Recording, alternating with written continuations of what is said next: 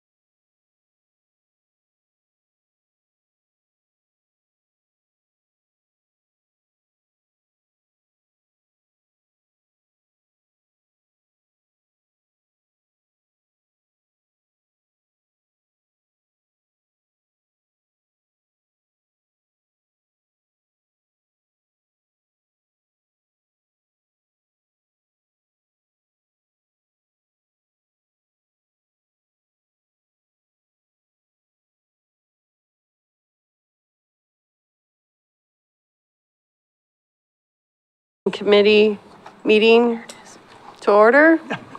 And so the first thing I need is a motion to approve the minutes without any changes from March 20th. I move that the Kaiser Traffic Safety Bikeways Pedestrian Committee meeting of March 2025 minutes be approved as written. Second. Is there any discussion? All in favor? Aye. Okay, the motion passes. Do I have to say all not? Means you all said aye? Yeah. Okay. I move we approve the minutes of April 17th meeting. Is there a second? Second. Any discussion? All in No. favor? Aye. Aye. Any opposed? The motion is, stands. Thank you. Is approved. Motion is approved. Donna, did you decide if we're doing speaker first or follow the agenda? You can make that call. She's set, she's ready to give the presentation, but the agenda has for all of the public speakers, we just weren't anticipating so many people. Yep. People first? All right, so I'd like to call up Rhonda Rich.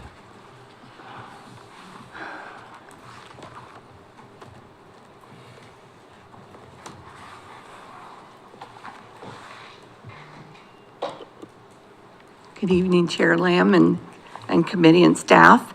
My name is Rhonda Rich. I'm president of the West Kaiser Neighborhood Association.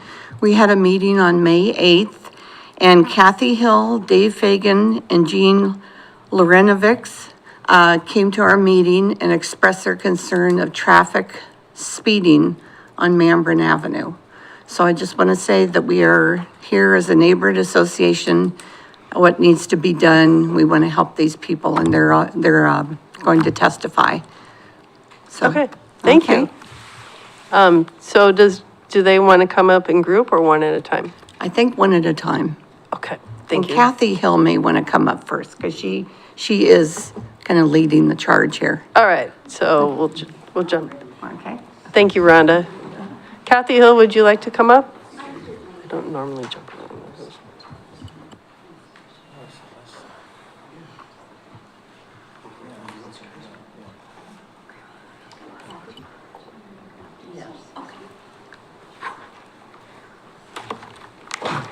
Hi, Kathy, and if you could say your name and where you live, that'd be Yes, great. my name is Kathy Hill, and I live at 614 Manbrin Drive North. I've been there for 50 years. So I've seen the, the increase of traffic safety on our street. This is my neighbor, Tara Tipker. She lives right next door.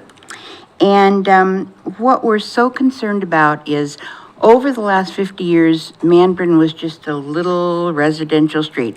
All of the trucks, the construction trucks went down Shamawa and then came down Manbrin. All of a sudden, the past few years, the construction workers, we have trucks with dual axles that are hauling who knows what to who knows where. They don't go down Shamawa anymore, they go down Manbrin.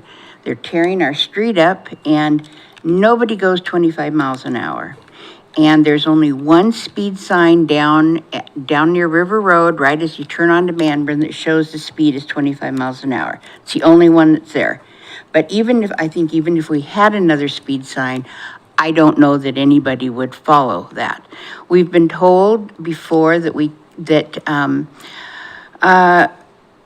it's not beneficial to have an extra speeding sign or those blinking signs, because they work for a while, and then as soon as they're gone, people are right back to it. We have cars that go so fast, you can't even see them go by. They're so fast. And we don't have, right now, I've been there for 50 years, and I don't have any small children, but my neighbor Tara has a 3-month-old baby now, and he will be coming to visit Grandma and Grandpa. I don't have anybody. My problem right now is I have my husband, who is 88, was just diagnosed with Alzheimer's. So I feel like I'm starting my life over again, teaching him about safety. And there are cars parked on both sides of the streets. We thought that would slow cars down, but what it does is it just makes them madder. They have to stop And as soon as they go around those cars, then they floor it. And there's no way anyone on that street drives 25 miles an hour. And we just need to find some way to get it across to these people that we live there. And, you know, the people that are there, there's a few of us that have been there a while, and we're going to eventually die and move on, and young families are going to move into our houses. Then there will be children. And we don't want to see that. It's going to happen. I can feel it in my bones. It's going to happen. That children run out into the street, and if there's cars doing 80 miles an hour, which we know they do.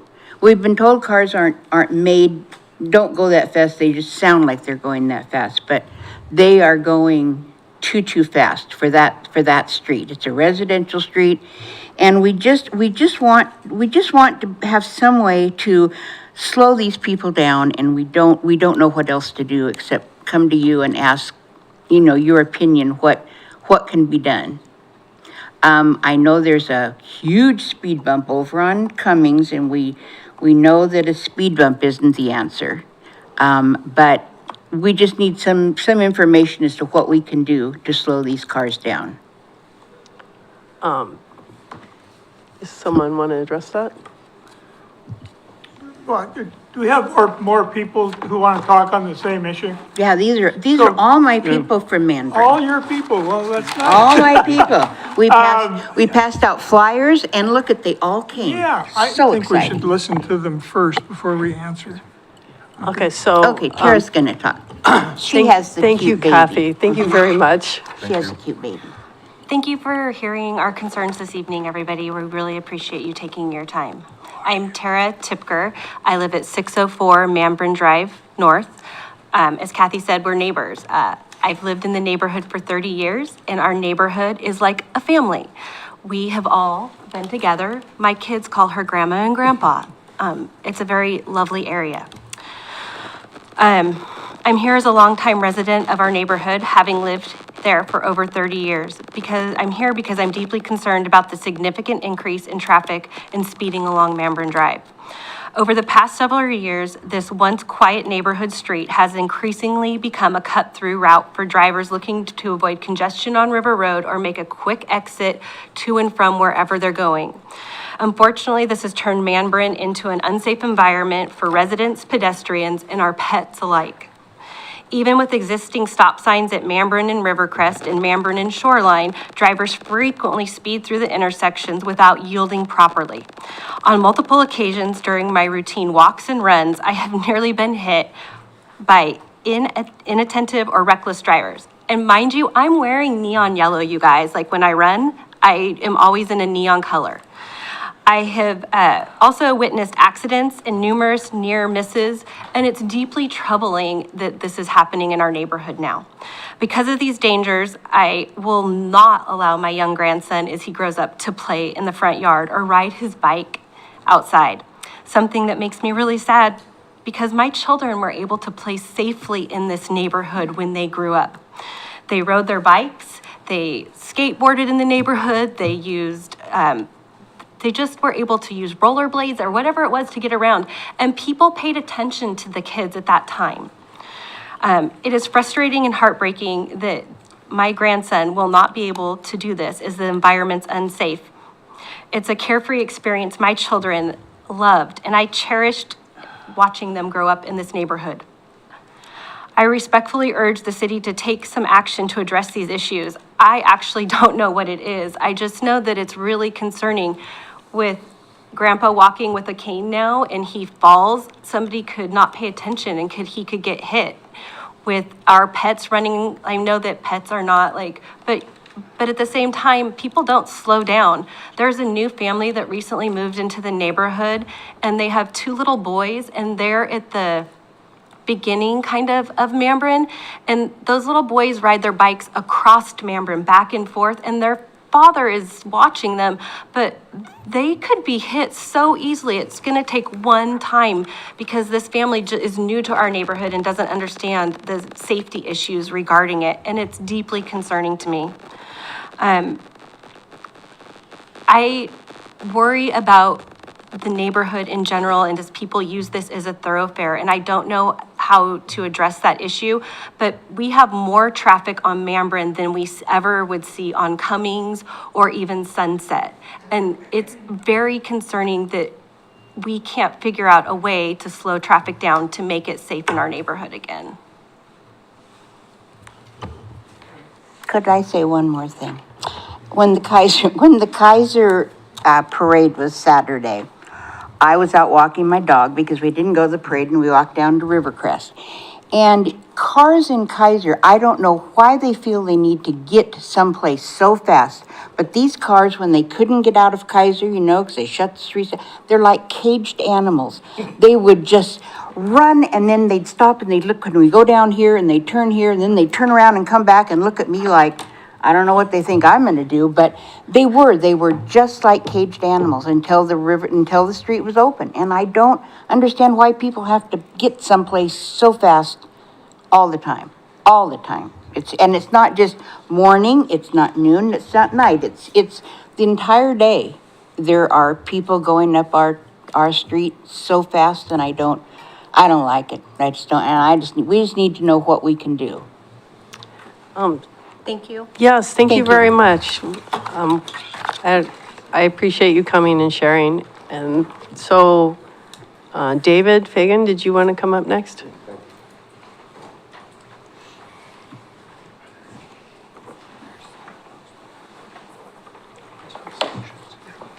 Hi, David. Can you say who you are and what city they live in? Yeah, and what city you live in? My name is David Fagan. I live on Manbrin Drive North as well. I live catty corner across the street from Kathy and Tara. We've lived here 7 years, and just in that period of time, we've noticed a big difference in the flow of traffic and the speed at which people are going. I'm retired law enforcement, and of course, I grit my teeth every time somebody goes flying past me or runs the stop sign while I'm out walking my dog. The other thing that concerns me is the weather warms up. Manbrin is also an entrance to the Willamette Mission bicycle path that goes down and then continues on Shoreline and off into Windsor Island It's Road. part of the Willamette Valley Scenic Bikeway, Thank you. and it's year-round.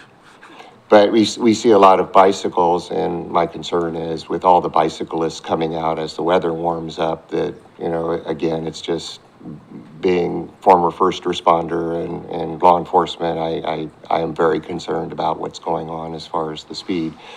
I understand that Manbrin is a main thoroughfare into the neighborhood, but again, I'd like to implore the city to take a look at some way that we could address this and try and get people to slow down or get their attention on that. That's it. Thank you very much. Thank you. Any of you have questions for David? Thanks, David. Excuse me, David. Yes. Sidewalks. Tell me about the sidewalks on Manbrin. Are there sidewalks? There are sidewalks on both sides of the road. All of it? Yes. No, they're pretty dilapidated. But they exist. They Yes. exist, You- but they. you were very lucky. Walk in the street because they're very, they're just totally disintegrated in some of the homes. Yeah, Manbrin Gardens opened up in 1947, and some of the sidewalks look like they've been there since 1947. So some of them have been repaired. The corners have been repaired by the city and made ADA compliant, that sort of thing. But yeah, it's sometimes, and especially with the trash cans and so forth being put out on the street on trash days, it's sometimes when I'm walking my dog, I'll step down on the street and so forth. And the concentration of higher speed traffic seems to happen in the morning and of course in the afternoon after school and then with people returning home from work. But our street is a way to get down to Shoreline where people can get back to Raphael, 15th Street, those areas there between our house and Kaiser Rapids Park. Any other questions? Thank you, David. Thank you. Jean, Lorena Bix. thank you. Yes, I'd like just to add a couple things, excuse me. My name's Jean Lorena Bix, And I live on Manbrin Drive North also. I just wanted to add to what the stories that they told too are all true. I wanted to add that the stop signs that are on Manbrin, on both sides of Manbrin, which Rivercrest crosses, they may, just as a suggestion, might have a blinking stop sign because they do not abide by this and stop. They will roll through, and then you've got a car coming down on Rivercrest, and there was just a recent accident not so many weeks ago. And the other thing that I've noticed too are buses, school buses. They're supposed to go and abide by the speed limit, and they are not doing that. I have been out walking the dog too, and they are absolutely going at least 40. And then suddenly they come to the stop sign, which they are very aware of every single day they go down there. I'm sure it's the same drivers. So it's not something that they're not aware of, or it's not a new stop sign. It's been there for years. So I too have lived there for quite a long time, since '96. So I just want you to really, this is a very serious issue, and we just really want to reiterate that this is very important, and we don't want to lose lives. Speed kills, and we don't want to lose our loved ones. Thank you very much. Thank you, Jean. Is there anybody else on this docket that wanted to talk about this Mandarin location? Could you come up and say your name? And what city you live in? Can you hear me okay? My name's Chad Albright. I live on Manbrin, 564 Manbrin, and I actually, my wife and I are relatively new to the neighborhood. We're 2 years at the location, and we moved from Arizona, and we lived in kind of a suburb of the Phoenix area. And so I think the sentiment that everyone's bringing up is true. Like, it's pretty incredible to watch the speed come through the neighborhood. I have a granddaughter that's 2.5, and anxiety level, if she goes out in the front yard, I'm like, whoa, where are you? Where's my dog? And then even to watch my neighbors walk on the sidewalk point too. I mean, you can hardly push a stroller down that thing because it's pretty narrow, but we do have one, so I do appreciate that. Something needs to change. I don't know what the answer is, but just something, because coming from Arizona to here is they definitely funnel their traffic through the thoroughfares, and they keep their residential areas as a residential area. And you're only going down those streets because you live there. And so it's a lot different than it is. And there's a different structure. So, but I think there's some stuff that we can do as a community to make it better on Manbrin. So, thank you. Thank you, Chad. Did anybody have questions for Chad? Thank you. There's a few more names on here. Was anybody else wanting to discuss this particular location? Did you want to come on? Please come up and state your name. And what city you live in? And what? And what city you live in? Oh, yeah.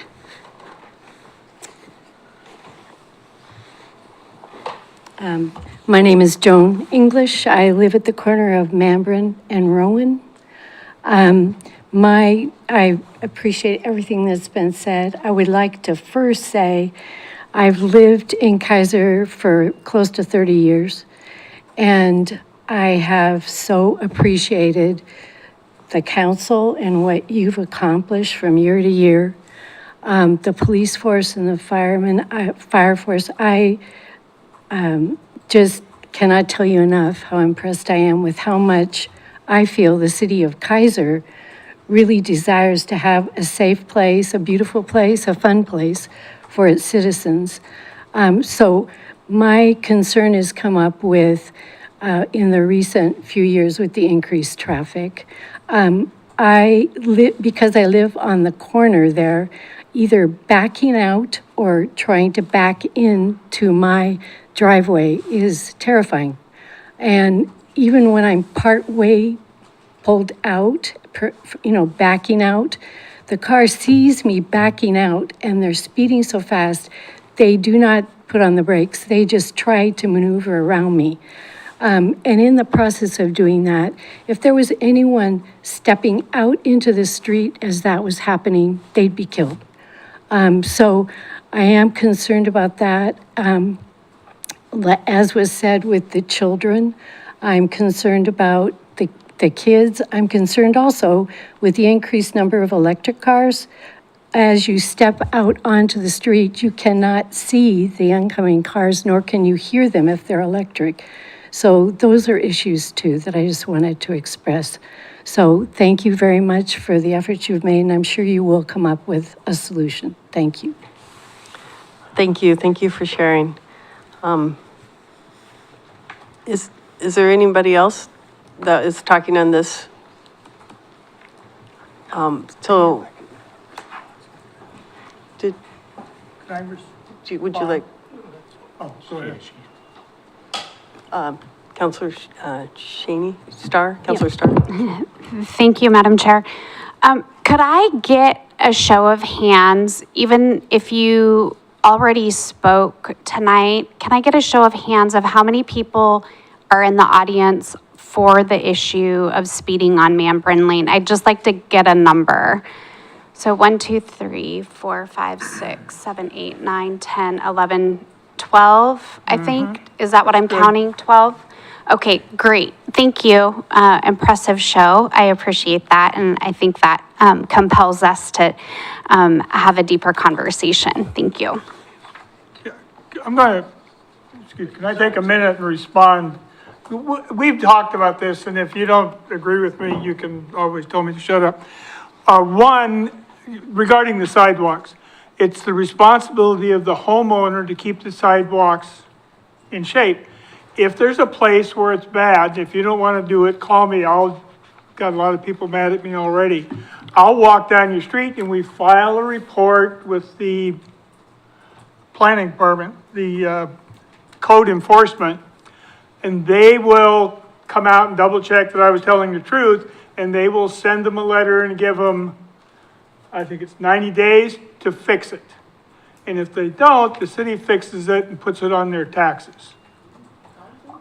So that's the theory, okay? So you could individually or as a group someday just walk the whole thing and record where people have let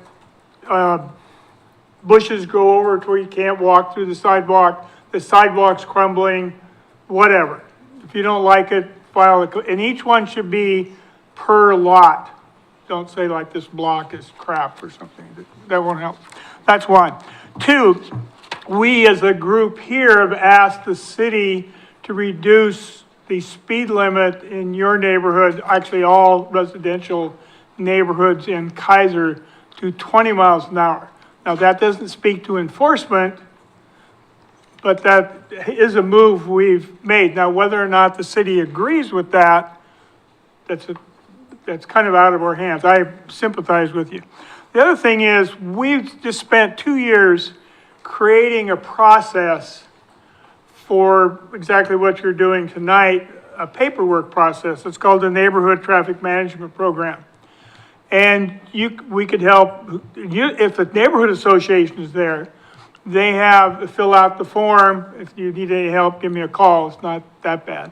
And we will, the city will take steps first to find out, and I hate to bite my lip, but if your perception is how accurate it is.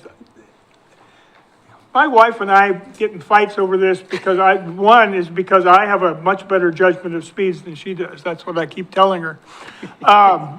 It's not true, but it's really, really hard when you're walking to judge 20 miles an hour and a car goes right like 15 feet from you. The perception will often be 30 or 35 miles an hour and the car is doing under the speed limit. So when we've done, and I was trying to remember the roads we've done recently, we haven't done Manbrin this year. We've done Brooks, Thorman, Tepper, Verda, Cummings, Cherry, Cummings, Shoreline over the years. And we've done traffic studies and put the little things out and measured what the actual speed was and the how much traffic. And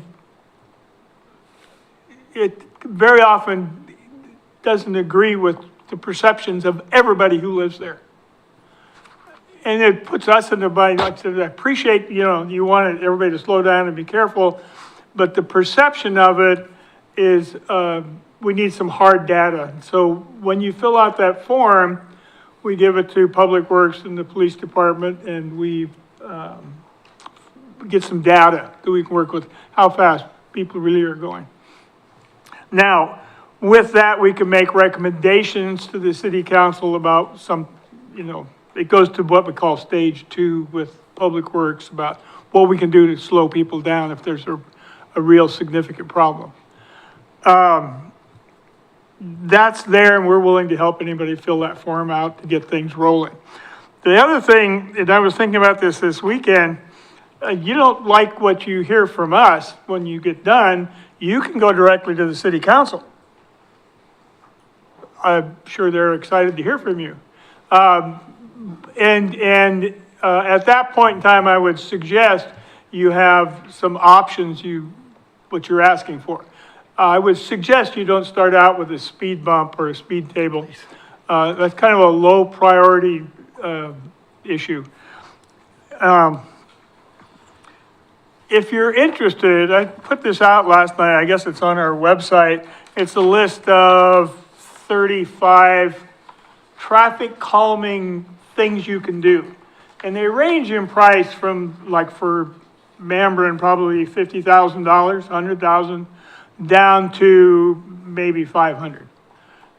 If you don't, so you could ask for that. Secondly, if you don't like what the city council says, you could set up a local improvement district of the people who live on Mandarin. You vote on, you get to an agreement of what you want to do, and then you form a local improvement district and you tax yourself and put it in. Otherwise, you pay for it, not the city, because the city turned you down and you still want to do something, you do have that option. Now, am I correct, Hirsch? Technically, yes, but it's a process. Yeah, it's a process. It's not a quick one. Thank you, David. If it's okay, I'm going to have Shani, Counselor Starr respond to what Dave had to say. Thank you, Madam Chair. I just wanted to let everyone know that that council did direct staff to look at what would go into this, to reducing the speeds. So that's a process, right, of researching and figuring out the best process to go through that. I do also want to respond to Mr. Dempster. I have long thought we have a traffic and a speeding issue in the city of Kaiser. It's one of the things that prompted me to get involved to begin with, to address that. So I applaud you for all being here and involving your neighborhood association and then coming as a group. There's power in numbers. There's power when your voices are united. So my commitment to you as a group is to really, I'm going to go walk the area and I will drive it as well, so I can have eyes on on your concerns, and then we will take it from there.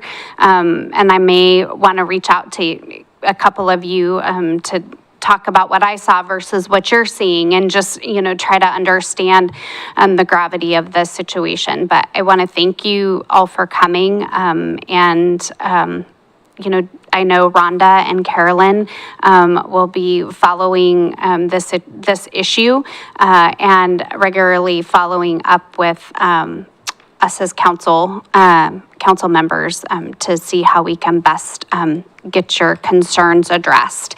And, like Mr. Dempster said, we may find that it's not the optimal way to address it, but I do want you to know that your voices are being heard and we'll take your concerns very seriously. So thank you. Sure. We have one more. Hirsch, Hirsch, would you like to talk? Well, I'm probably, a number of you have talked about how long you've been in Kaiser. Well, I've been in Kaiser 65 years, and I know Mandarin. I'm a cyclist. I use the Mandarin is a direct commuting route to downtown Salem. So, and I'm a recreational cyclist and have organized the Monster Cookie Big Ride. So yes, Manbrin is important. I'm also on the board of West Kaiser Neighborhood Association. And we well know we have speeding issues as well as street racing in our neighborhood. Windsor Island, Lock Haven, and then Newburgh has always been a problem. So I empathize. And that's why this group developed the neighborhood plan, which was approved by the council as a way of gathering the data. Kaiser, and I was involved in petitioning Kaiser to become a city back in 1982. We don't have a huge budget. It's $2.08 per thousand for property tax for your house. So we don't have the $40 to $60 per thousand that Salem does and whatever. So anytime we spend money, we have to have data showing it. But there are ways of doing this. We had some improvement on Shoreline with some of the stop sign that was eventually put in and the flashing speed things, but those all cost. So before we spend money, we want to be able to. But Rhonda and West Kaiser has already done one of the plans, and Let's do it again. yeah, we may have to, well, for us, we need the data before we can make any decisions, because the kinds of things that can do calming is anywhere from street painting to trees to signs. As a cyclist, I'm completely against speed bumps, especially on a street that's designated as a scenic bikeway. But I empathize completely. But this speeding issue is also an attitude issue that you can't always engineer away because it's all over. Why would you want to do street racing on Lock Haven and Windsor Island Road? Thank you, Hirsch. So, thank you. All right. Rhonda, did you want to come up?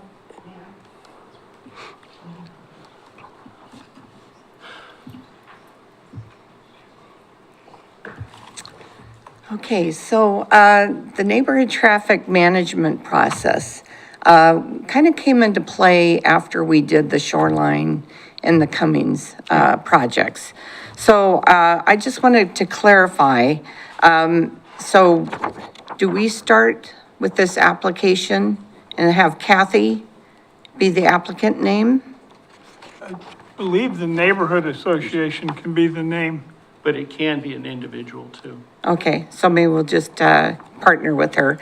And then section 2 on the street classification, number of lanes. Residential. That's something that we get from Yeah. Public Works, right? Mike. Okay, so my understanding is too, if they're going through the neighborhood association, we don't need to do a survey. Is that correct? Okay. But would it help the people who are here tonight came to spend some time Were and they have all at your last testified? meeting? Pardon? Were they at your last meeting? Not all of them, 3 of them were, Okay. yeah. We got at least 12. Yeah, I think that's far, you know, when you fill it out, you could say, you know. Well, they're here tonight, so I thought I might just to get their names, just Sure, go to ahead. submit if they're okay with that. And so we can get this going. So then this is submitted to Bill, lawyer? No, to us. So do we have Rhonda, to you come submit to- that to us, and then we verify it was all filled out correct, so that it doesn't go to them and come back to you. Okay, can we do that before the next meeting, or does that have to? You can submit it, yeah. Yeah, okay. Thank you, Rhonda. Did you have Okay. anything else? Just wanted to clarify. No, you're great. Yeah. Joan, did you want to come back up?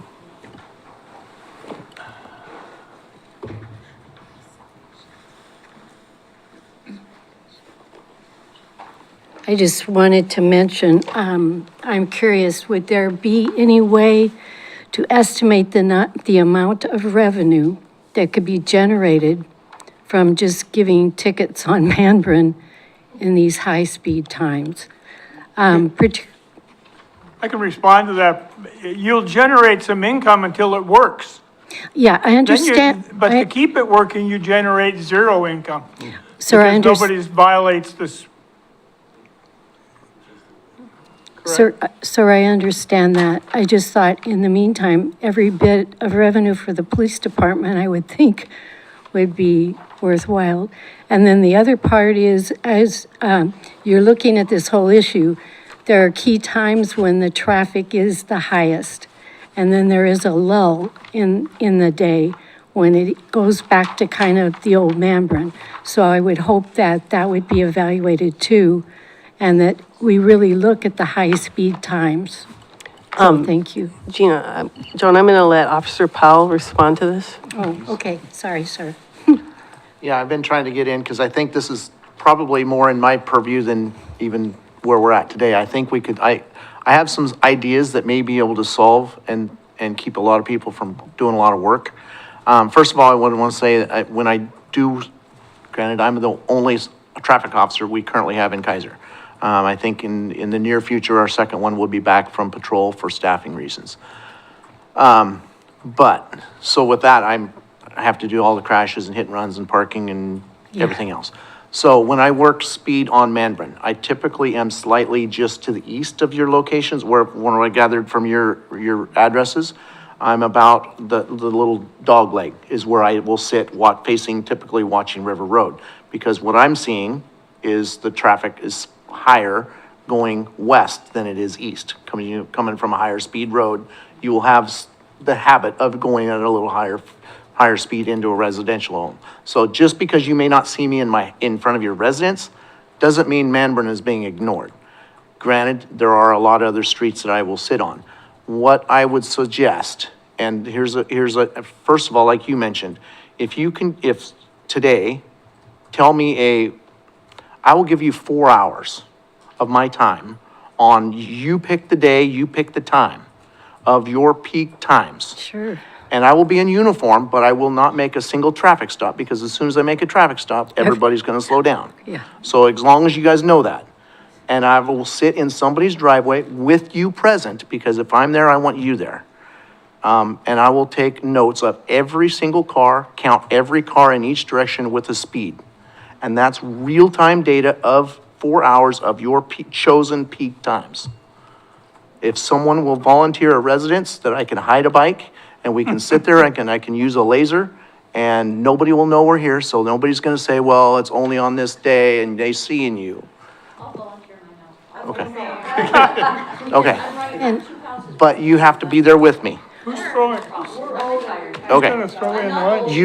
You pick the 4 hour block, and I will then beg for my lieutenant and chief's approval to donate 4 hours down there. Sir, would it be possible to do 2 hours in the early AM and then 2 hours in the evening? I can do that. Because what you were saying about the cars going west, that's true, but there's incredible traffic in the AM going east. Okay? You guys, it's your neighborhood, you choose the peak times, and I will be there with a notebook and a laser. That's awesome. Thank you, So- sir. Do we have a time? And will you Time and a date. scan also the school buses? I will literally check every single end count in person to where there's no ifs, ands, or buts about the data, and with you present to see it, and it might solve some perception issues in speed, and it might solve a whole lot of extra work for everybody else. Sir, would you trust any of us with that tool? Because No. we'd be happy to. Nope. Okay. I thank will be you. there. All right. I would like to, yeah. That way, because it's Memorial Day. I'm thinking not on Monday because it's still a holiday. I'm guessing Tuesday. I'm looking at my schedule. Tuesday would morning, you said starting at 7? I'd say start at 7. Tuesday, 7 to 9 on 7 to 9 a.m. and 3 to 5 p.m. And give me an address. 614 Mandarin Drive. And 683. Well, I can only be in one spot at a time. Well, you're gonna do a morning and then you're gonna do an afternoon, right? Okay, 614 in the morning. Kathy is more central to where they sit. Yeah, that's the corner, but not if you haven't seen up come around on that river crest and they're extremely fast. So Good that's morning, 683 Kathy. and 683. And 683 in the afternoon. You guys good with that? Yeah. Hirsch, did you have something you'd like to say? Would you like coffee? I will probably bring my own. The problem is if I drink coffee, I need a bathroom really close. As far as the crash, at the intersection, that was someone who doesn't live in the area, unfamiliar with the area. They were in there, and reason I know that is that was my crash. They were doing some work and he was running late to go from one job site to the other and just flat didn't see the stop sign. Well, you know, I had an officer that said that's no excuse. I got stopped. No, I'm not saying it's an excuse, but it's not somebody that travels the area every, I understand yeah. that, but you still have to follow all. Oh, he got a ticket and he got his car towed. So, yeah. So will you do Tuesday morning and afternoon? Yes, I will do both 4 hours on Tuesday. Who's sitting there with me? Oh, I'll sit with you. Okay, Afternoon and morning. okay. Because I want to witness that everything, we're going to count every single car in both directions with the speed. Okay. Okay? And that might solve some of the perception issues. So if you guys have, we all parked cars on the streets to try and block that, we need to move our cars so we can get a really good. Okay, let's, I'm just saying, like, but, I don't want, so let's keep it real. but that is real, like, But if your cars are normally on the street, let's leave them They've only there. been there recently because it's gotten so bad in our neighborhood. Okay. They're not normally on the street. If we're gonna do it somewhat scientific, we wanna keep it the way it normally is. That's you guys' I hear call. you, But that's But- like, that's the reason we moved them there was to stop this, Okay. so you're not gonna, it doesn't seem as accurate Okay. as results to me that I had to move my car onto the street, which I don't like it on the street because people go by and they hit the side mirrors because they're going so Okay. fast. Like, I think a reasonable thing would be to be, yeah. That's totally your guys' decision. Like J and Jen's too, like they're staggered, everybody's are. Okay. Thank you, I will see you, I will have to check out with patrol saying I'm unavailable for any crashes that come in on those times, so I can dedicate that time. Well, Tuesday will be a good time because they have to get back to work, so they'll be mad, so they'll go faster. Okay. We've seen it all. They might be Now, intoxicated. now, keep in mind, this might be a double-edged sword. If these are your peak times and the real data in person doesn't support it, yeah. One day is not gonna give you Yeah, a one good day, picture yeah. of it all. I understand you have a lot to do. Yeah. I'm just saying that's, pie in the sky. Let's see what. Okay. We'll just take one step at a time. Yeah. Thank you, Officer Powell. Okay. Hirsch? Just one other, the speed issue, you're gonna try to see something, but they mentioned some other traffic issues. Speeding by the school buses. It's all speed. And the other one was heavy truck traffic. Yeah. And the stop signs. And correct me if I'm wrong, but when I'm sitting there and there was, it's not a commercial motor vehicle. It's a big truck, construction, yard maintenance, heavy, I mean, they're roofers bringing that stuff. Okay. Those are not I was- trucks. See, in Northwest Kaiser, we have, Knife River and those big trucks. And I know they come down Windsor, they come down, Willow Lake, they come down, Lock Haven. They're not supposed to turn on to Chamawa and, Respectfully, for speed, can we keep it to Mandarin? yeah, Okay. yeah. So, one other question, one of my concerns as a runner, I literally, when I run, I almost get hit at least once on my run when I try to cross Maryland. I'm sorry, we need you to come to the microphone because this is filmed. Sorry. I know you're talking about speed, but I would also like to remind you that the stop sign is a problem. People don't see it and they California stop or they run it. I, as a runner, try to cross, and when I cross, at least once every time I run, I almost get hit. Like, people don't stop, they don't yield, and I think that that's, when we're talking about people being harmed, that's a huge thing on top of the speed that I just want to remind. Like, and from our houses, you will be able to see that, but like, that's another huge issue, like where that accident was. I wish I could say that it wasn't, but I every time I run, I have to chuckle to myself because it makes me so upset. Thank you, Kara. If that's okay with the audience here, could we move on to another location? And give Officer Powell a chance to do some data and then revisit this and maybe get your, On the application, if this doesn't work and we're gonna do something, like level 2 or something, or step 1, step 2, do we have to get signatures, from so many signatures to really get this into? Not if it's a neighborhood association initiating the Okay, plan. okay. Thank you.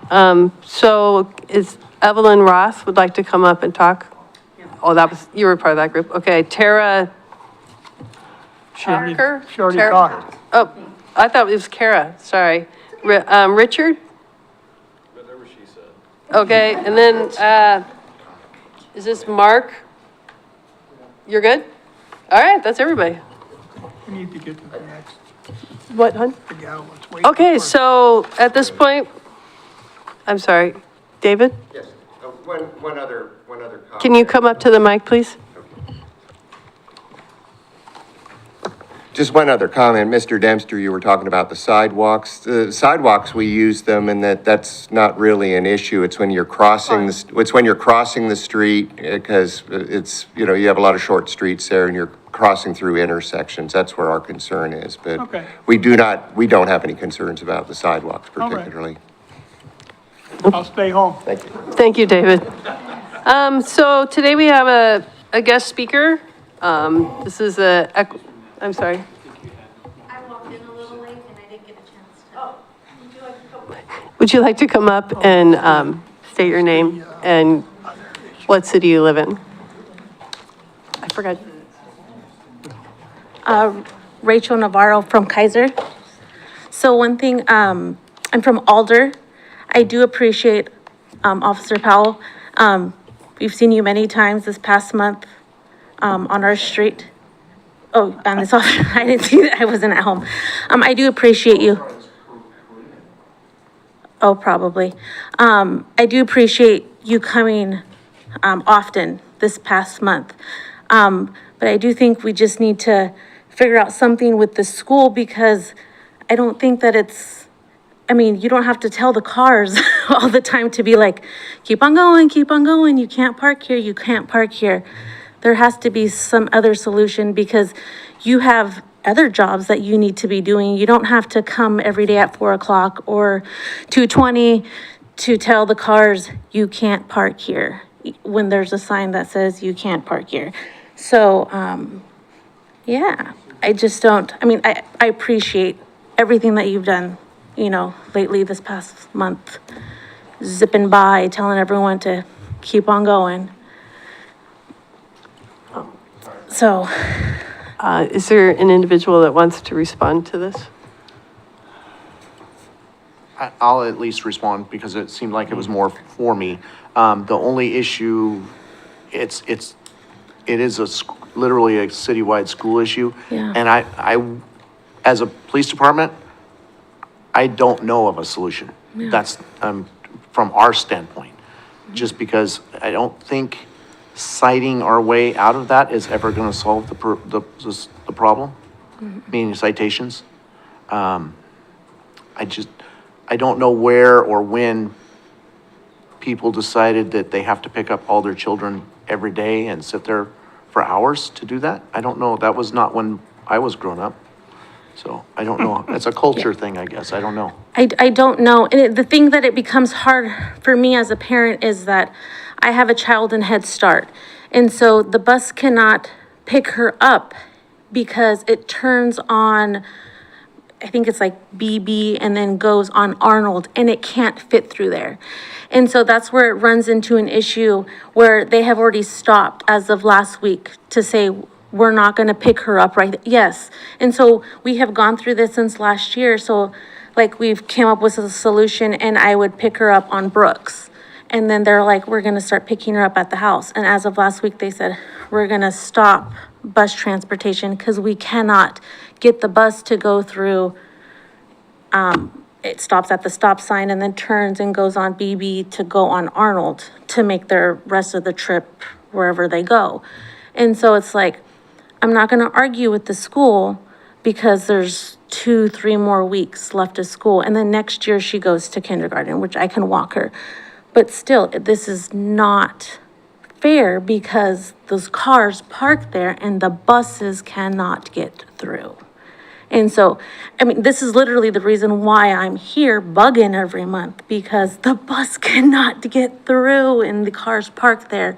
And the issue is the 4 o'clock, because my Head Start drops her off at 4 o'clock. And so now I'm just so like, school's already gonna be over, but again, next year, for another parent, is this gonna be the same thing all over again? Yeah. Counselor Kohler. Kohler. Thank you. I'm Shaney Starr.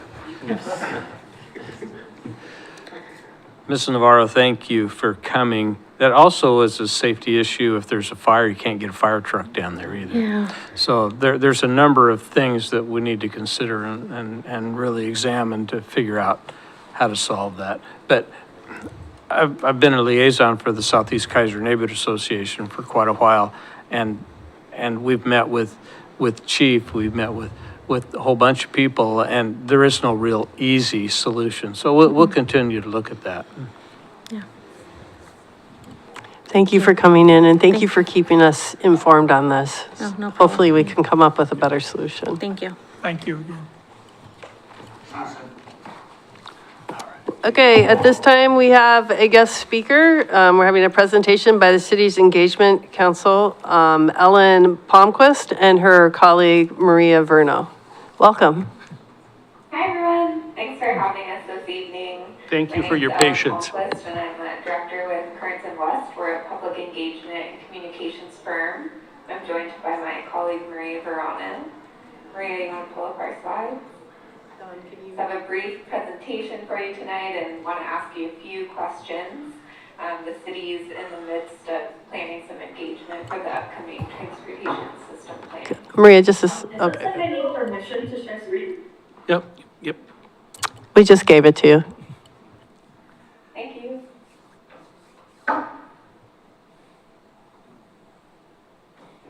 Okay. Alright, go ahead and just pop over to our agenda. So tonight we'll start by sharing just a little bit of background on the transportation system plan. I'm sure many of you are already well informed. And then we'll dive into the TSP engagement and communications plan and kind of give you a high level look at what we put together with Shane and folks from the city. So we'll look at engagement goals, who the decision makers are, and kind of the different roles and groups that the city is looking at putting together for the plan. Some key audiences that we've identified, some engagement strategies and proposed activities. This is where we're really hoping to get some input from all of you on how best to reach communities in Kaiser. And then we'll talk about how the city is going to evaluate their engagement efforts and report out. And we'll have just a brief Q&A and discussion before we wrap up with next steps. All right, next slide. So what is the TSP? It's a long-range planning document. It kind of looks at a 20-year planning period.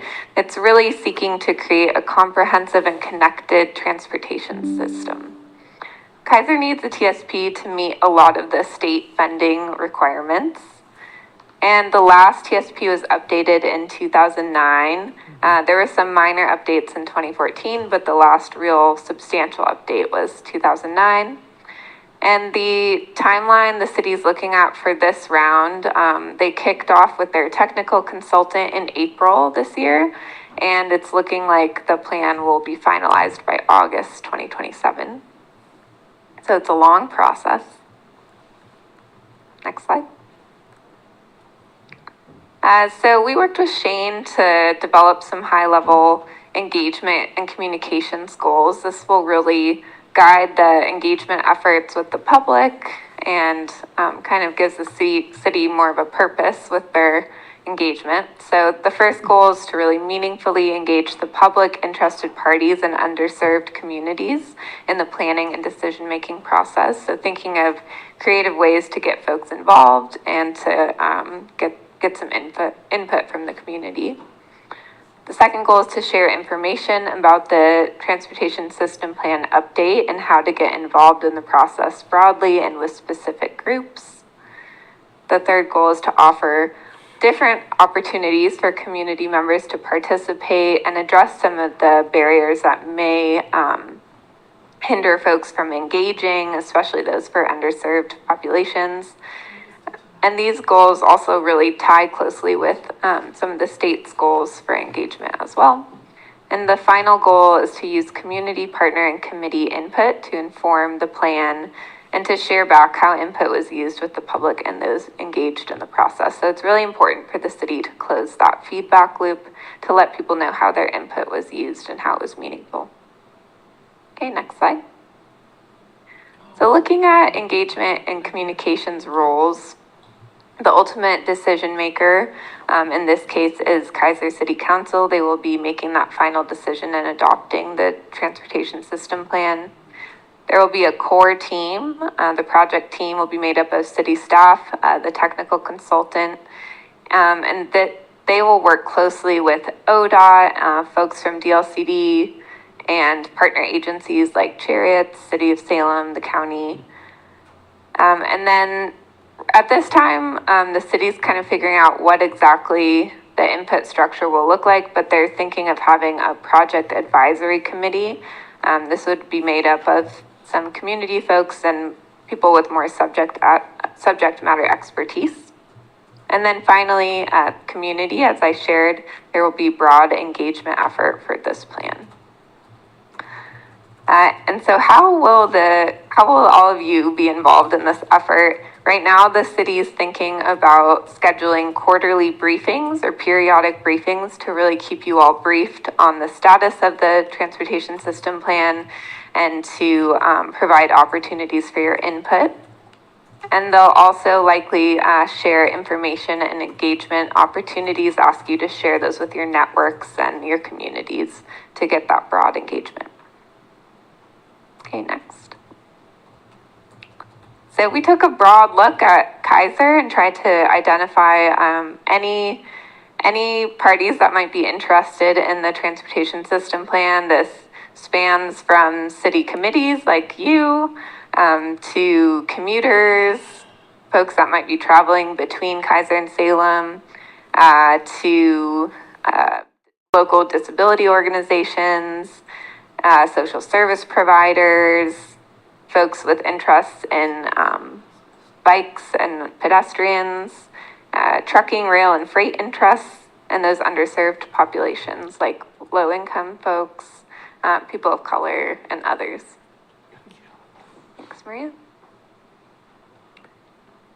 And we looked at those different groups and we came up with some targeted engagement and communication strategies. This is just a sample of what is in our plan, but we wanted to kind of give you a good idea of what the city's thinking at this point. Obviously, they're still working with their technical consultants, so this could change, but this is kind of their starting point. So different tools that they're looking at include briefings. So this would be showing up to different community groups and organizations to help build relationships with different audiences and share information about the TSP and how to get involved. They're also looking at holding community conversations. These would be small group discussions, so under 20 or so people. And these would be to kind of engage around specific elements of the TSP or specific interests that the community might have. They're also looking at having some larger community meetings and open houses. These would be virtual and in person, open to the broad public, so you could have a lot of people there. And they would really be strategically placed to inform key decision points. So things like informing the vision and goals for the transportation system plan. Once there's a draft, they might have a meeting so people can review and share input, those types of points. And then tabling events. So at all of your fun summer or fall events, the city would show up and share information and get people engaged. And then finally, notifications. So those frequent website updates, email notifications, having a presence on social media and really letting people know what's going on, how they can get involved, and how they can stay informed. I wanted to pause here and see if anyone has ideas for specific engagement or communication strategies you think would work really well for some of the communities that you work with or represent.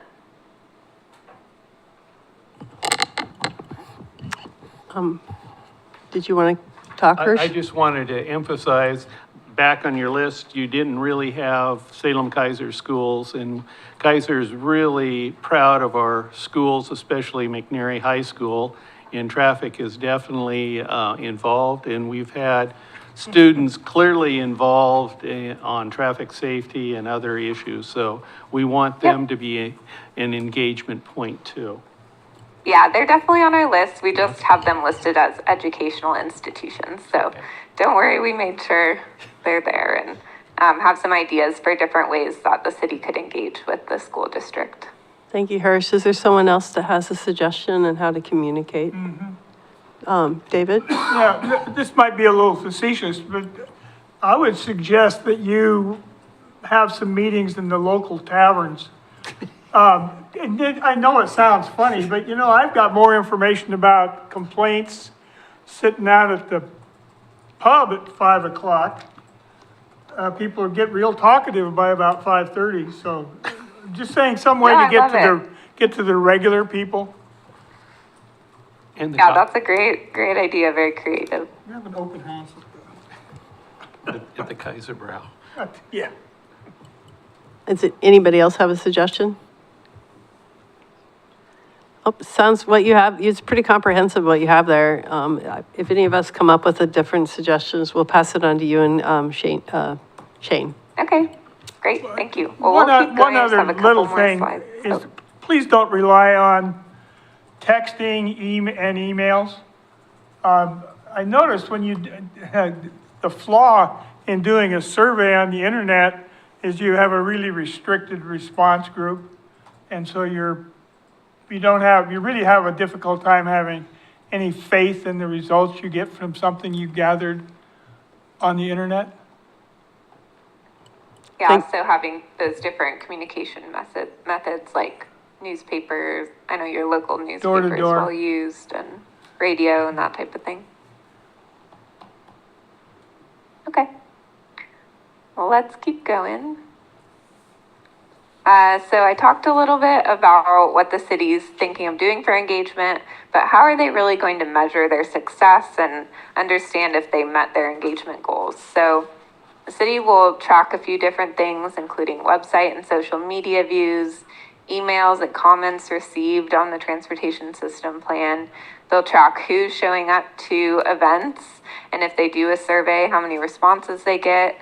They can also look at things like mailing list signups and do some event evaluations to see how it went for folks. And some key questions they'll look at to also gauge how engagement went is, how is the community input used to inform the TSP? Are there any outstanding issues and concerns shared by the community at the end of the process that maybe weren't able to be addressed? Is there any follow-up needed? Were there any gaps in engagement where certain communities just really not present, didn't show up, and maybe thinking about why? And then are there any improvements that could be made? You know, these plans are updated somewhat frequently in terms of planning, so you always have room for improvement and room for growth.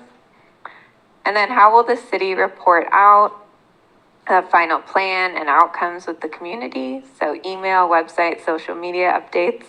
We can add newspaper and kind of those non-digital notification methods as well, and targeted communications with key audiences that were engaged throughout the process. So this could be people that showed up to those community conversations or those briefings. Yeah, let's keep going. And so I'll leave you, I already kind of asked this question, but maybe give you one more chance if there's anything you want to share. But how can the city best reach the communities you represent? So I know we already talked a little bit, but if anything else came to mind. Something came to my mind. So some of my neighbors really like podcasts. So if you had a podcast that was somehow disseminated, I know that would probably reach a number of people. That's a great idea. Any others? I have another question. Where does SCATS with their transportation plan that, like, it already exists, but it's an old one for this area and the streets within the region? Yeah, I'm not sure. I'll have to follow up with Shane on that one. Well, what I was thinking is they have the long-range plan for the full development of Wheatland Road, which is a multi-million-dollar huge project. And then, we're in the middle of a project on Verda from Chamawa to the Parkway. That's a huge, those are the biggest projects we've got going on. And it seemed like since SCATS is the central organizer of that, they would be key to your plan. Their plan yes. would be key to your plan. Yep, so they are listed in our plan as a partner agency, so the city will work closely with them and make sure there's alignment between the different plans. Something I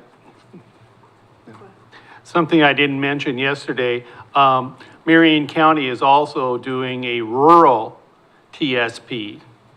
And they're right in the same process that Kaiser is. Since Marion County kind of butts up and we share some very common streets like Chamawa and Lock Haven and such that, yeah. Yeah, and I think so that project advisory committee that I mentioned, I think the city's hoping that some of their partner agencies will be represented on that to help with some of that coordination. Like you're saying, there's a lot of planning efforts. You want to make sure things are aligned and that you're not being too redundant or creating conflicting plans. So, thank you. Councilors. Another question. I'm sorry, David. Councilor Starr? Thank you, Madam Chair.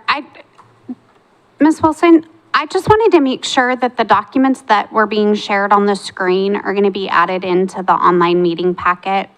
Yes, her presentation, Ellen's presentation is already there, and then. I didn't see it. I just looked on Civic Clerk.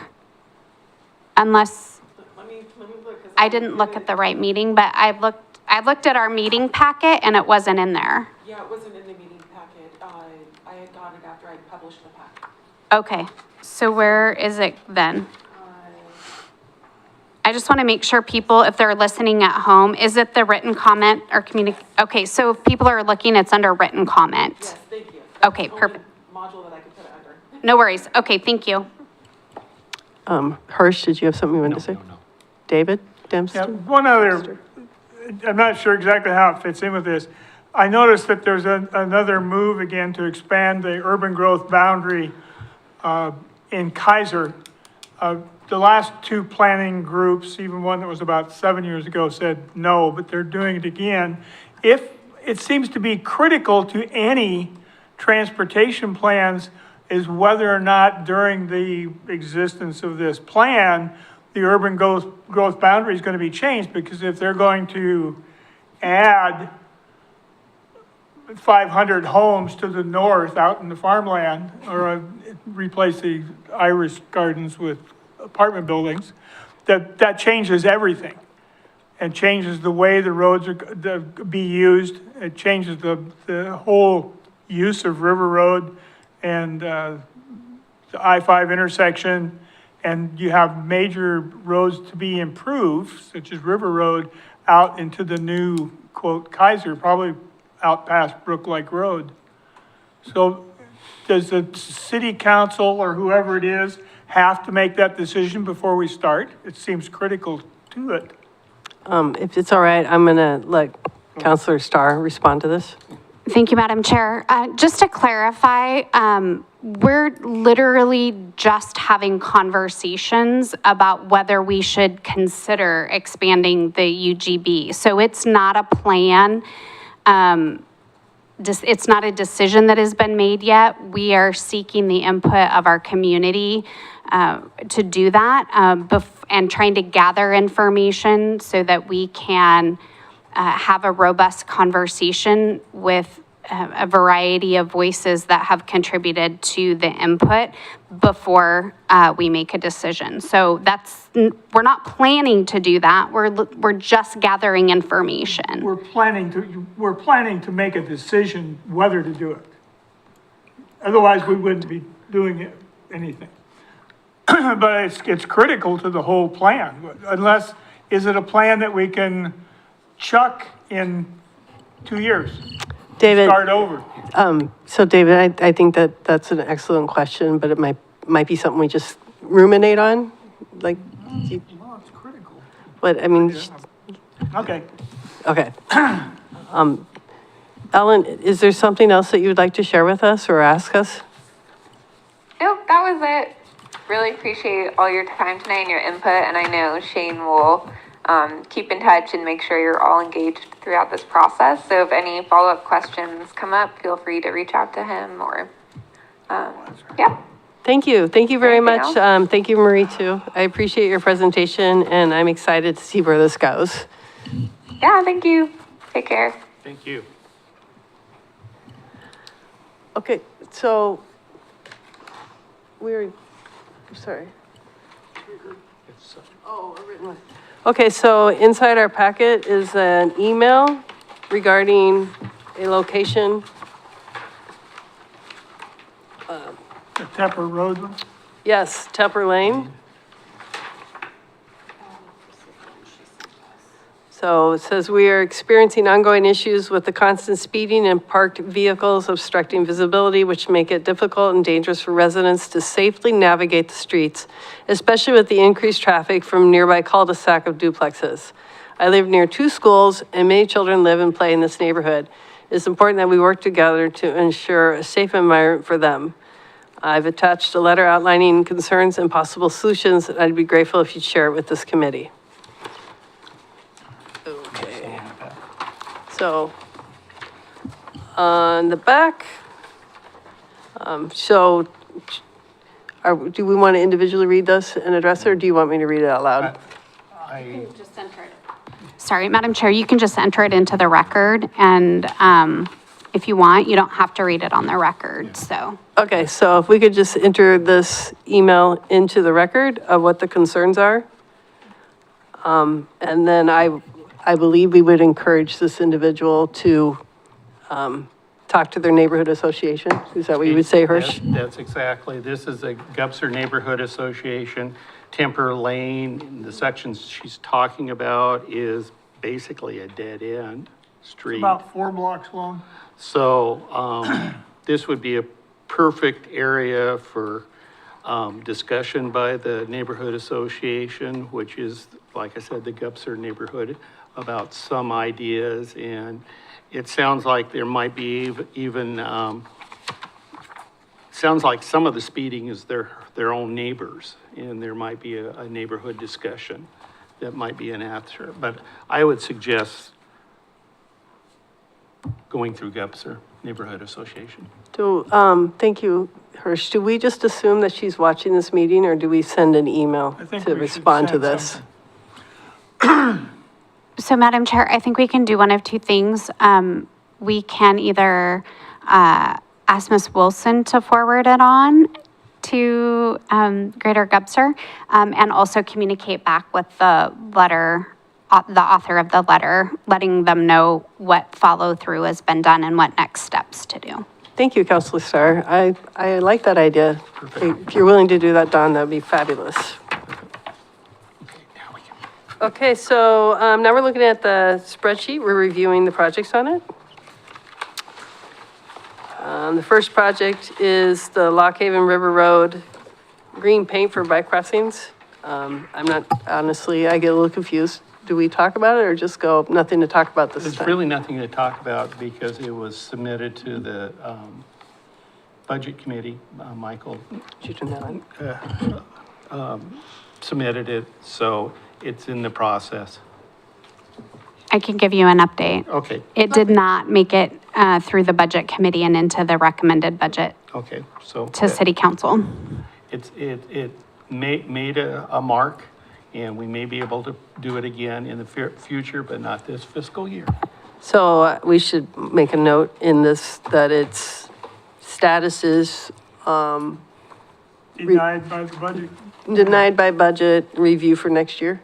yes. Yes. Don, do I write this on here or will you put that in for us? Thank you. Okay, the pedestrian flag pilot program, I'm happy to say we got our first site up and going yesterday. So the flags are hung, the canister's there, and the QR code that Don made for us is hanging there, and it's been up now 24 hours. Go ahead. Hirsch. I think our comment section should be deleted and updated that West Kaiser is the point for the pedestrian flag and not greater northeast. Oh, sure, that would be good. Do you mean Northwest Kaiser or you? West? West Oh, I'm Kaiser, West it's Kaiser. West Kaiser. West Kaiser. And then take off Chamawa and Lucinda on the project. It's really, Well, it's just right at the park. I don't know. yeah, I would say Walsh Way and Chamawa. Yeah, it's actually not a cross-section. It's just, I know where it is. yeah, I know. I But don't the- know how to say it. Yeah, the closest other street is Walsh Way. Okay. Well, that makes more sense than Lucinda. Yeah. Okay, I got you. And just change it greater northeast to Okay. West Kaiser. We don't vote on that, right? We're just discussing how it no. goes on. Okay, then, so that project is now up and running and we'll see what the results are. Oh, I guess we could take that one hole off because it's on the back. Oh. Okay, so, we have 2 entries there for the pedestrian pilot program. And I think we can delete the greater northeast one that's on Chamawa and Lucinda and just hold on to the 15th and Chamawa one. And just update it to say Active. active. It's out there and active. So that, the next one says speedy in residential areas, Well, which, I was Counselor, wondering, when these, like today, we had the Mambrin. Last week, we had Verda. And then we had Tepper tonight. If we shouldn't at least put a blurb on there that, because either we didn't, or, that we should bring it up again to see what's happened.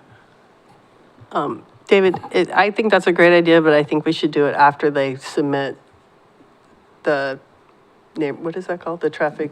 Neighborhood traffic management. Well, that would be Yeah. a step that they've submitted it. I mean, Yeah. that's where, that would be how far we've gone. Well, because I don't think there's anything for us to do until they submit that. True, So, but I just want to make sure we don't forget that. Also, it'd give us something to look back on, because I was looking through my notes of how many speeding issues we've had in the last 10 years. I mean, and see if we're coming up with the same roads again. right now, this is active projects, so maybe we can have a different section for, we talked Okay, about well, it never this mind week. then. Yeah. You know, like, And, I'll just bring it up. my last, and Counselor might know, Bill is still researching the 20 mile an hour. Perfect. Because it's a long research process.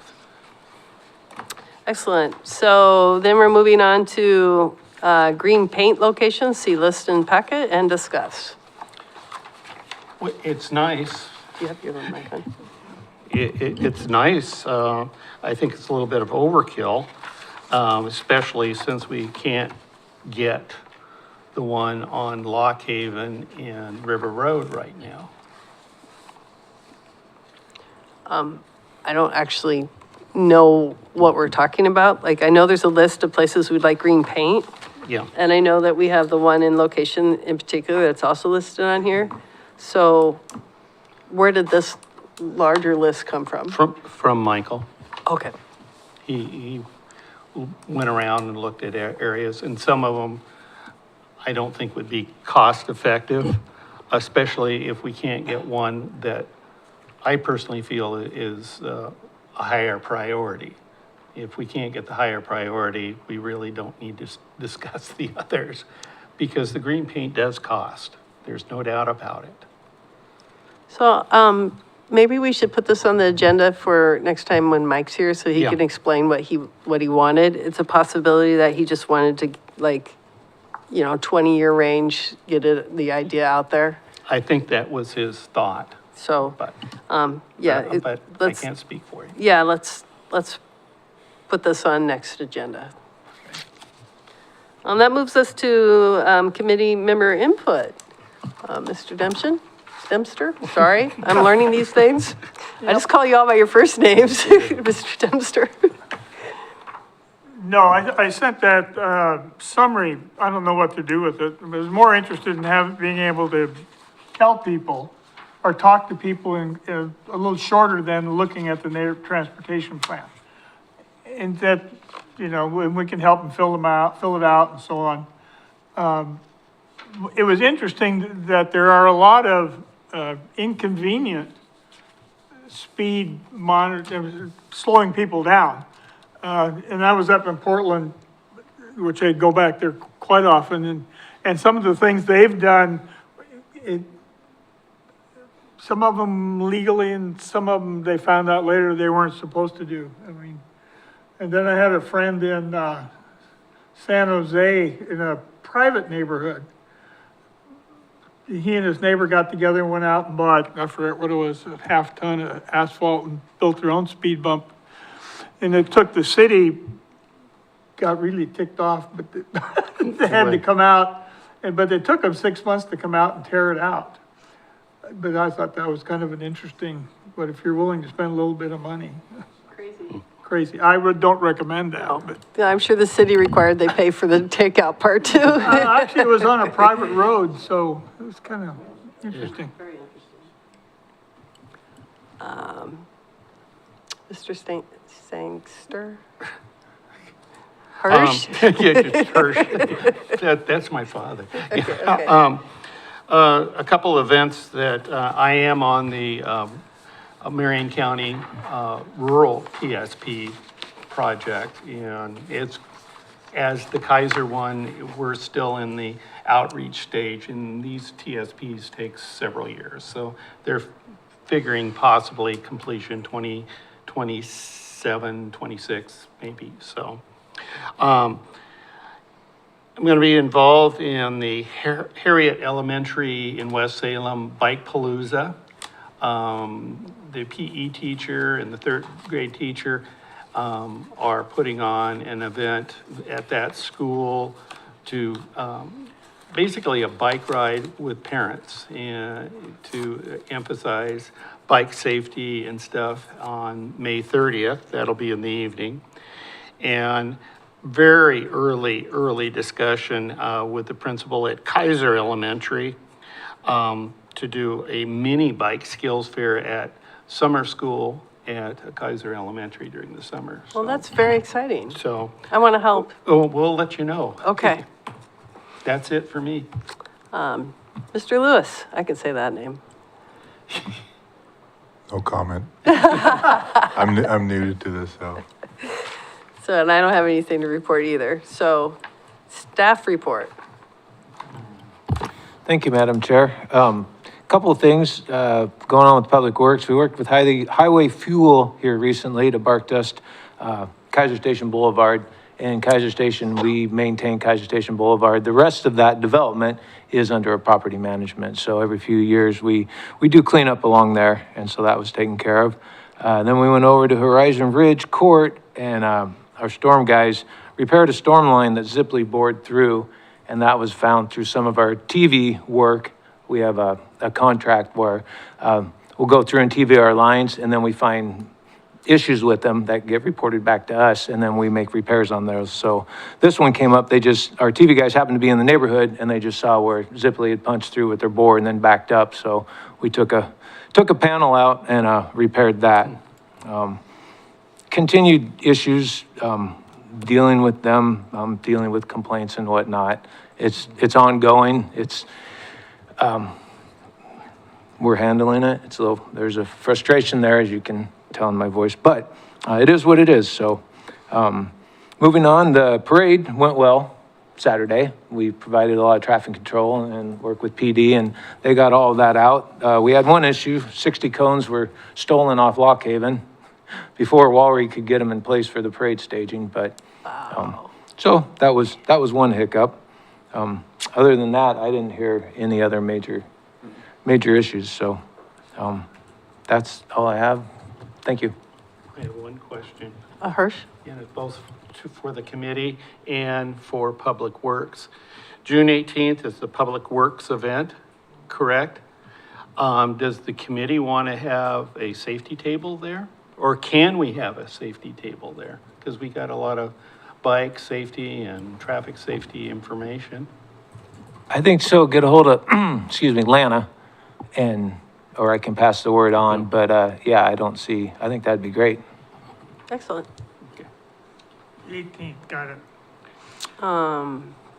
Okay, Get a hold of Lana. Chair, should I be the point or? that would be lovely. Okay. Thank you very much. Officer Powell? Yeah, obviously, we're working on multiple speeding complaints throughout the city, and I don't think, kind of like a lot of our school issues, I don't think it's a more of a culture thing. I don't know if we're ever gonna solve all of it. It's an impossibility. Is your mic on? Have it on. Only thing I would add, to Mr. Dempster on this that you added here, the only thing I would request is when it's suggesting for the complaints to be first to the traffic safety and, city, public works or city council, I would request if they have an issue regarding speed, parking, stop signs, to report them to me and see if I can solve them first. And then go from there. And then if, obviously, fine. if they don't get the results that they want, then they can keep going. Sounds good. Thank you, Officer Powell. Counselor Starr? Thank you, Madam Chair. I want to say thank you, Officer Paul. I know you're fielding a lot and you're one person, so I appreciate that. Mr. Griffin, that you mentioned the work down on Horizon Ridge Court. Was that a result of Zipley? Did I hear you correctly? They bored through. Do they pay for that, reimburse? Okay. Yes, as of today, they have not paid for anything as far as repairs that have been going since they started last fall. We're working on getting payment for many issues that our teams have repaired, so payment is in the mail, I'm told. So, Okay. But yes, to answer your question, we repair it and then do up a work order and then we send that to them. Okay, I'm just making a note. Thank you for that. So I have a few things. Town Hall on Tuesday at 6 p.m. That's the second Town Hall opportunity for residents to tell us what they think about growth and what their opinion is on the UGB boundary. The presentation that City Manager Adam Brown delivers during that town hall is also available online, and there's a short survey as well to take. So I'd encourage people, if they're not able to make this next event on Tuesday at 6 here, it'll be in the living room, to please watch that presentation and fill out the survey. It's a very well done presentation and really explains what we're looking at and what the process is and what we need as a community and as a council need to take into consideration. So please watch that if you can or come and participate. The second thing is, in addition to Public Works on June 18th, I'd just like to remind everyone about Soggy Day in the Park on Saturday at 10 a.m. Always a fun time. Starts at 10 and I think it goes through till about 2 o'clock. So come out, have fun, and it's a great way to kick off summer. Thank you, Counselor Starr. That sounds fabulous. But it won't be soggy. It probably, is this Saturday? Yes, ma'am, this Saturday. We might have to get a fire hose to get it soggy. Yeah, you might. So the next thing here is on the member reporting to council. Mr. Dempster, are you able to go June 2nd? Sure. Okay, that takes care of that. So, is there anything else for the good? Okay, this meeting is adjourned.